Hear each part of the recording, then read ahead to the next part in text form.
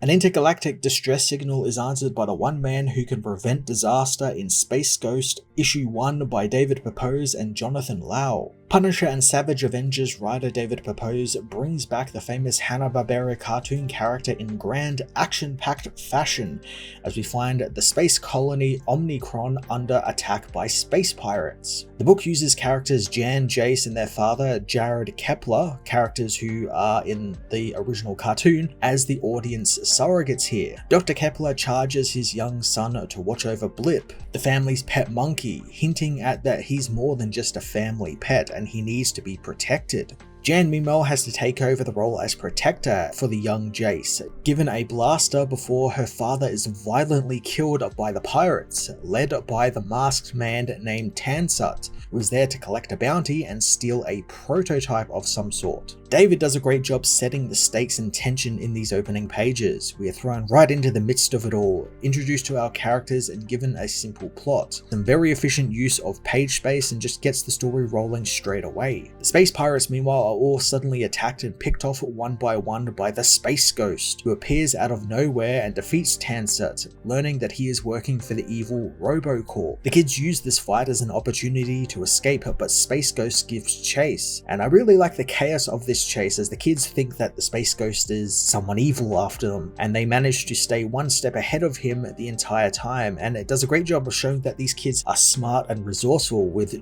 Jace being the one who's more tech savvy and he kind of likes that Space Ghost uses like gravity type weapons with his blasters and everything, while Jen is the more resourceful type and she's the more practical and physical one, hence why she is in charge of using the blaster to blast Space Ghost when he gets a bit too close. They aren't out of hot water just yet as they run into some big-headed beings claiming to be from the Galactic Patrol, having responded to their distress signal. We finally learn exactly what the kids are charged with protecting, and it's revealed that Blip has an integrated binary language chip inside of his head, meaning that he can learn faster than any normal chimp, and the device could revolutionize medicine and even artificial intelligence, making it very, very valuable. In a twist, it's revealed that the Galactic Patrol are actually evil as well, and not only that, it's Captain Brack, another mainstay from the Space Ghost cartoon, and he and his partner want to deal with the kids and take Blip so they don't have to deal with any of the paperwork. Space Ghost soon arrives and a battle ensues, causing him to lose one of his blaster gauntlets, while Jace and Jan are split up, and Jace and Blip are pursued by Sisto. David again uses the kids' intelligence to great effect here, as Jace manages to make it to one of the shuttles in the hangar and lure Sisto towards it with Blip, allowing Jace to engage the engines and blast the being, killing him. There's a bit of dark humor here where we see Jace and Blip are kind of celebrating over the corpse, the burning corpse of Sisto, and it's really out of left field since up until now it's all been, kind of all on the run sort of thing, and there's this like little bit of comedy here, and I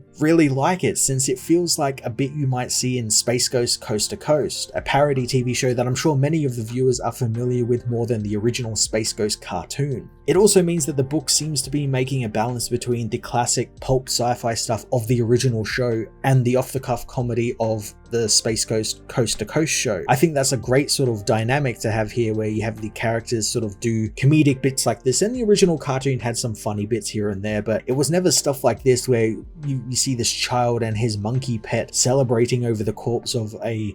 dead man, a burning dead man. And that's really funny, and I hope we get to see a bit more of that throughout the series. So Space Ghost's reintroduction is drawn by Jonathan Lau, an artist I'm not really overly familiar with, but whose style is an instant classic to me. It's filled with a great marriage of modern and classic comic book aesthetics, but keeps things relatively simple throughout. I like that there is a use of just solid color backgrounds for a lot of it, especially when we see Space Ghost picking off the pirates. He's just doing it from the shadows, and each of the pages is just done in this like solid black background to signal that they're in this like void of darkness throughout the space station. Then a whole heap of it is also done in like a red hue thanks to all of the alarms and emergency lights, and it gives the book a real great atmosphere and adds to the urgency and chaos of what's going on, because when you see those lights and you see like on the wall like a siren and stuff, you start hearing like the sound effects of like klaxons and alarms going off and everything, and it's just a great atmosphere for the book to have. I'm really looking forward to seeing what Lau is going to bring to the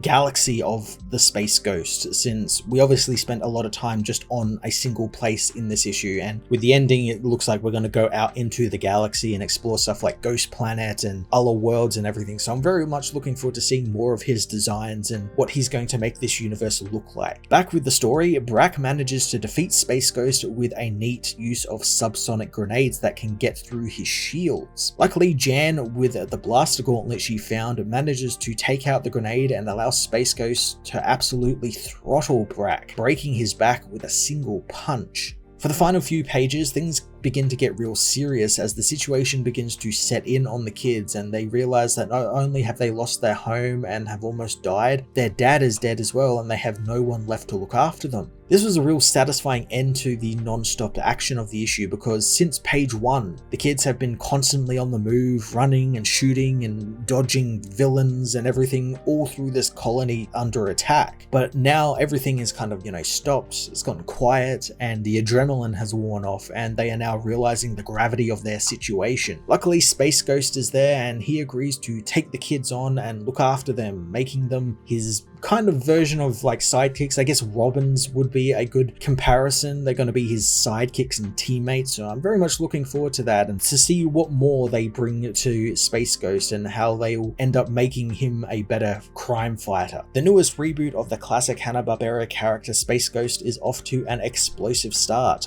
wasting no time reintroducing us to the world's characters and putting forth an easy to follow plot. Pairing that with some really pretty and kinetic artwork, you got the makings of a great series, and I'm very much looking forward to reading the next issue. I'm going to give this issue a 9 out of 10.